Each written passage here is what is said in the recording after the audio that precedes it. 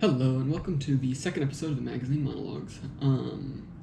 Today's article is going to come from the same May-June 2021 Foreign Affairs. That will not always be the case.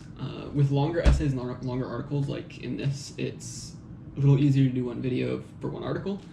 I have a lot of other magazines that have much shorter articles, and I'm trying to figure out what to do, and not all of the magazines have started to arrive. So, with that said, I'm hoping this weekend to figure out what I'm going to be doing with the other magazines that have shorter articles. So with that said, hopefully on Monday, the third magazine monologue will be from a different magazine, but if I haven't figured it out, it'll just be once again from Foreign Affairs. Alright, so the article today is titled How Not to Win Allies and Influence Geopolitics. It was written by Audrye Wong. She is a postdoctoral fellow in grand strategy, security, and statecraft at the Harvard Kennedy School and the MIT Security Studies program. The article is primarily about how, from the essay's perspective, the article is primarily about how China has kind of floundered in the recent history here in turning its economic power into geopolitical power.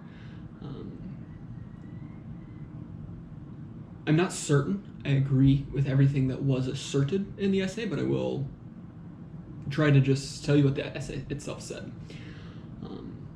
First, just like a couple of background facts, is in 2013, China, and these are coming directly from the essay, I actually didn't know this next fact. So in 2013, I believe it was 2013, yes, 2013, China overtook the United States as the world's top global trader. China accounts for a larger percent of global trade than the United States does since 2013. It's not insanely large. In the essay they talked about, I think in 2019, China was 12% of global trade. I would assume the US is like 11. I don't know though. The first half of the essay is primarily focused on the Belt and Road Initiative, which, if you're unfamiliar with the Belt and Road Initiative, that is the project that China is basically funding a lot of infrastructure projects around the globe. It stretches from, Far East Asia all the way across to like Europe and parts of Africa.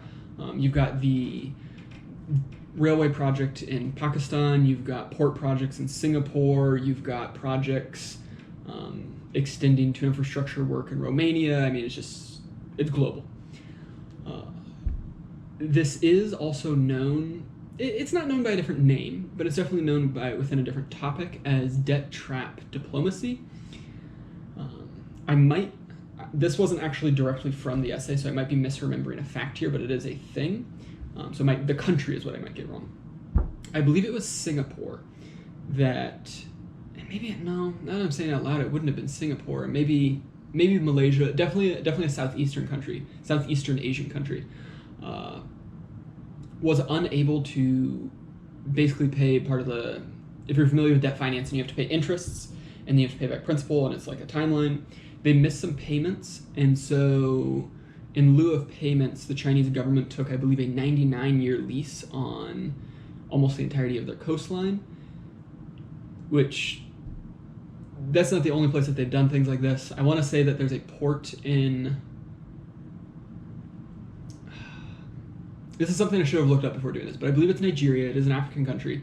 I believe there's a port that China now just like controls because the country in question, again, missed payments. And so it's called debt trap diplomacy. Basically, instead of like negotiating their way to some of these deals, if the United States wants to use a base in a Mediterranean country, they don't claim it just like as part of like a debt restructuring program. They do like State Department negotiations, there's inducements, there's etc.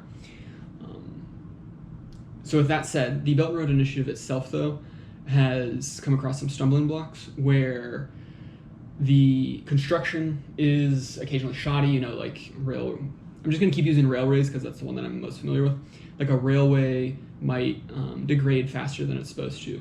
Or you have issues with inflated costs where if built in like a competitive market, it would cost $100 million to build this railway, and now it costs $500 million.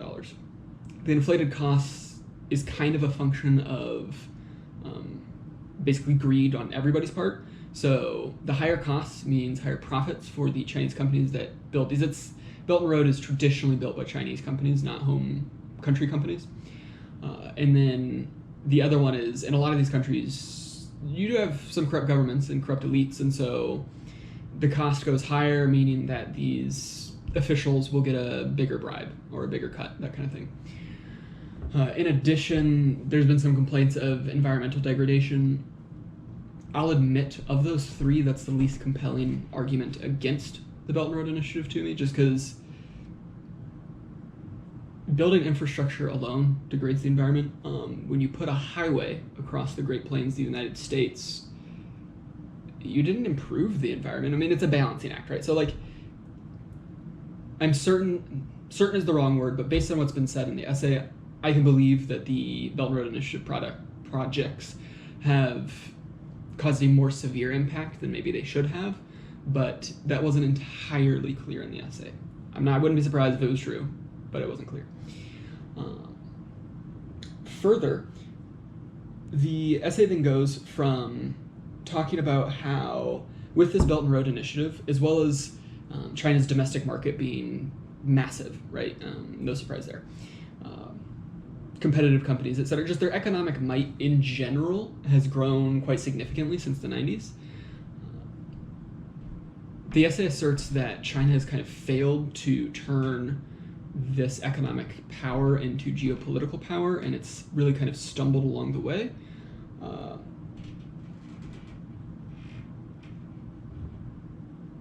I understand what the essay is saying in that respect, which I'll get to that in a second, but I do want to point out that yes, China was a superpower centuries ago. Okay, I know that. They haven't really been a superpower for a long time.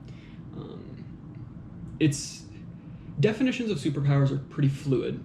Assume China is a superpower. I'm not saying they are, I'm not saying they aren't, but assume they are a superpower. They've only been a superpower for 15 years, maybe. So it takes time, and there are going to be flubs, and the essay does address that. They say that the Chinese government, Chinese geopolitical machinations are learning from their mistakes. But my takeaway from the essay was that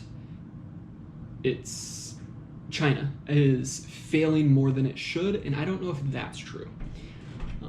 With that said, the primary goal asserted in the essay regarding the Chinese Communist Party, the CCP's primary goal in almost everything is preserving the legitimacy of their rule, which I get that's understandable. I assume, not even assume, that's not unique to the Chinese system of government. Any government that is autocratic is going to want to preserve its power, right? Like, everybody likes power. I would say democracies are unique. Democracies also aren't perfect, but I don't foresee the CCP voluntarily giving up power. And so I thought it was a little bit odd that they spent time in the essay discussing that. It was just like, for me, it was a given, right? To that end, China does use their economic power and economic clout to help maintain this power. Some of the examples are they use positive inducements. So you have places like Greece. The essay talked about there was a port, and I forget the name of it, and I didn't write it down, but there was a port in Greece that was modernized by a Chinese, I believe it was state-owned enterprise. It was definitely a Chinese company, but I believe it was a state-owned enterprise. And once, like shortly thereafter, the Greek government was a lot more trepidatious in confronting China via the EU, or they also actively would like water down statements the EU would be making on various issues, from Taiwan to Uyghurs to everything in between. Another example of these kind of inducements was the more corrupt and more subversive type. So in Greece, it was all above board. That Greece port that I mentioned was all above board. It was, standard system of getting the contract. It just happened to be that like a Chinese state-owned enterprise won it. Happened to be makes it sound like it was magic. It wasn't magic. I'm not privy to the details, but I'm fairly certain that the Chinese company would have just like intentionally bid low, especially if their purpose is to assert Chinese policy overseas. But the more corrupt and more subversive methods are bribing officials, paying off contract negotiators, like anything, right? When you hear the word corrupt, what you think of is what I'm talking about. And they had more examples of that in the essay than they did of the positive inducements. So, positive being legitimate inducements. So, like, for the three big countries that they mentioned were Cambodia, Serbia, and Hungary. Basically, within all of these three, they gave specific examples for all three countries, but within all of these three, it kind of boiled down to bribing government officials. These government officials would then turn around and toe the Chinese Communist Party, the CCP line. One of the specific examples, I'm not going to go through all of them, one of the specific examples is when Cambodia was chair of the ASEAN, which I should know what that acronym stands for, but basically it's a collection of Asian countries. Think, I don't know, it's not exactly like NATO, because NATO is more of a defense organization, but ASEAN is just like an organization of Asian countries that work together on economic policy and like trade and just regional issues. So when Cambodia was chair of the ASEAN, they being Cambodians, refused to take up any sort of measures regarding the South China Sea. Like, they didn't want any sort of statements, nothing involved in the South China Sea. When foreign ministers would try and bring it up, the chair at the time was the Cambodian foreign minister, I believe. When I say I believe, I mean it was definitely Cambodia. I'm not certain it was the foreign minister. The Cambodian chair would just override, and it just never happened. And it was actually, according to the essay, the first year that a joint statement was not achieved by the ASEAN. These more subversive and corrupt methods of projecting geopolitical power is more effective in autocratic and corrupt nations. Like, no surprise there, right? Look, if you can't tell by my accent and just like, my general mannerisms, I am American. I know the United States is not perfect. I know the United States has issues. I get that. I would like to think that we are significantly less corrupt than many countries in the world. Perfect? No. Less imperfect? Yes. So these countries that are more autocratic and more corrupt, if all you have to do is please one person or pay off three people in a country and then you can do whatever you want, it's much easier to get things done from a quickness standpoint and an ease standpoint than it is, let's say, in the United States, just for example, right? Like, we have, again, not perfect, but like we have a pretty solid press corps. We have pretty solid media.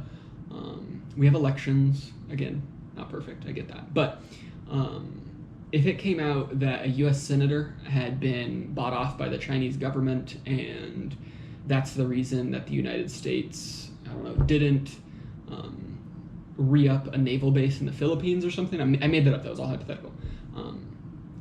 My belief is that there would be backlash to that. Pretty strong backlash would be my belief. Whereas if you have a country like Cambodia, which was mentioned in the essay, you have one prime minister and his family who's run the country for 20 years, 30 years, however long it's been. If you make him happy, everything's happy, right? Like, they don't really have great press corps, great media, or elections, or things like that. I will admit the essay was not about Cambodia, so I could be misrepresenting that, but that is what was asserted in the essay. All that to say is China has really floundered in turning economic power into geopolitical power outside of corrupt and autocratic nations. There's been a lot of pushback in Australia, Sweden, US, Japan, South Korea, etc.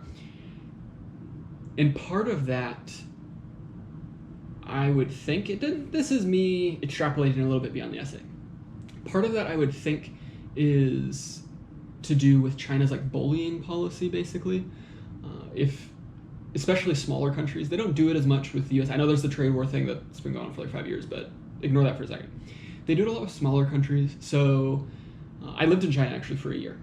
When I was living in China, then the essay talked about this event, and I'm bringing it up because I was living in China at the time. South Korea wanted to install a U.S. missile defense system, and like China was very against the idea. So China